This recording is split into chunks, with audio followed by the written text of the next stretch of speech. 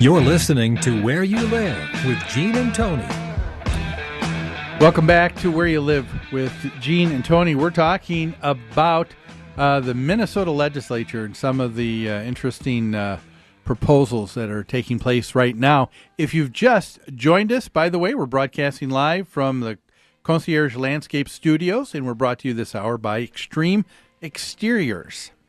And we have been talking about this law about whether or not the state has a right to be able to say there is a prohibition from any HOA or any owner of a rental community to say you can't say no to the tenant or homeowner who wants to put in a sign stating anything that they want, basically. Apparently, as long as it's non-commercial. So I guess that means political viewpoints, personal preferences, perhaps religious viewpoints. If it's not commercial, you can put it up there, it sounds like. Yeah, but you said in reading it, there are other things that seem to be seem reasonable. in place, yeah. They're allowing the homeowners association or the landlord to put restrictions on how these things can be posted. You can't damage property. You can't put it anywhere unless it's for your exclusive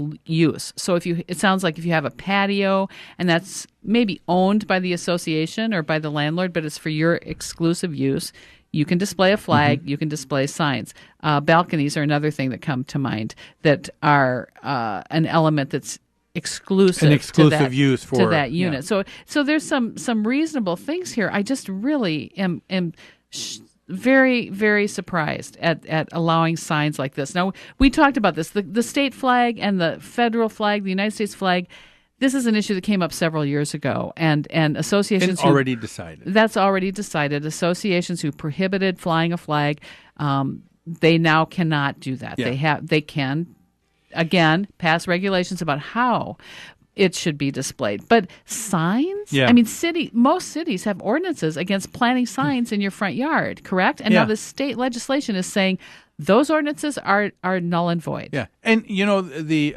other thing here, and again, I don't want to be considered less than patriotic, but shouldn't an association have the right, if they are collectively together in their contract, in their corporation, in their association, saying, we're not going to allow that? That's something that they have a right to determine themselves? I think that's the biggest issue here is the state is taking away the ability of a community to make its own decisions about these things. And I think that's wrong. I don't think the state should dictate this kind of thing.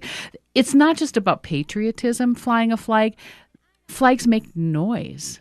Mm-hmm. Flags obscure views.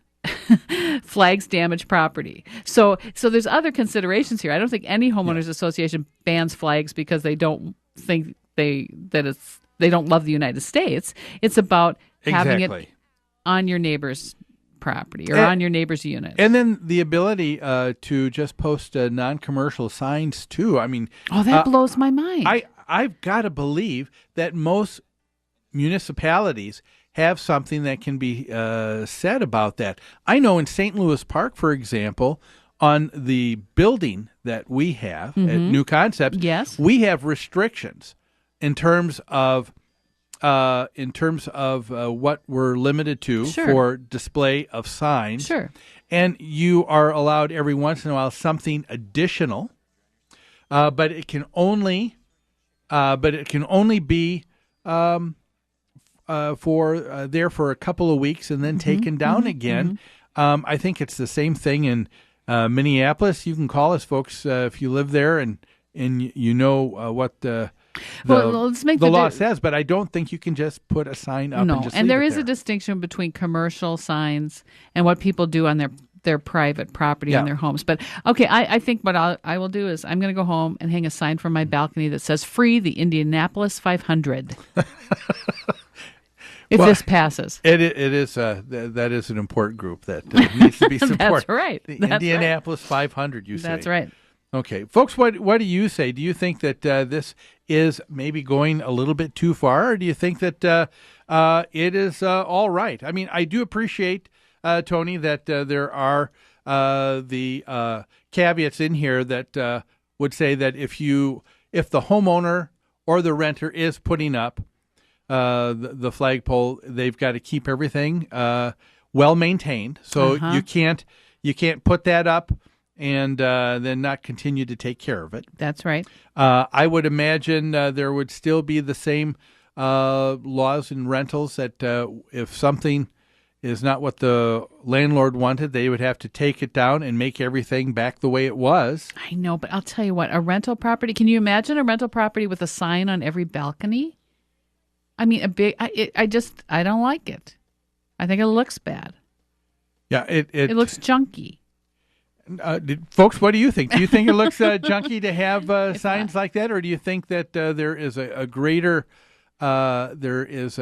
greater need for expression of freedom with something like that?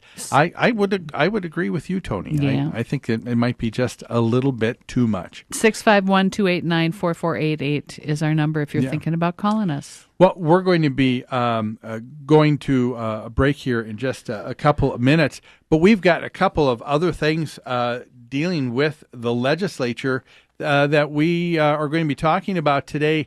There is, with the state legislature, a law that says that there are certain improvements that a homeowner or tenant should be able to make that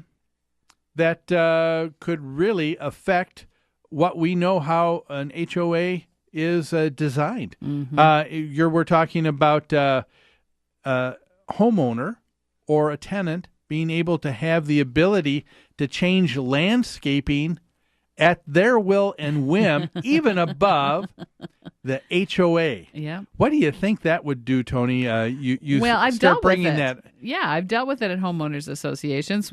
Somebody changes out the river rock and puts in white rock in the shrub beds, and the community should be able to make those decisions, not the state. The homeowners association community should be able to decide how many individual freedoms they're going to allow at the expense of the community as a whole. Yeah, and we're going to be talking about that, but that's not all. The state legislature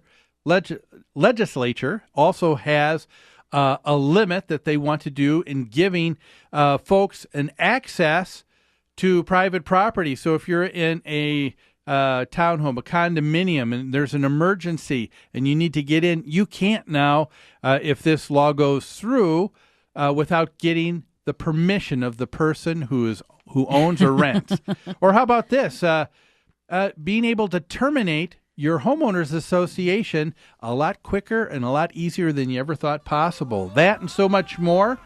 But we're going to be taking a break for these messages and commercials, and we will be back with more on the state legislature after this.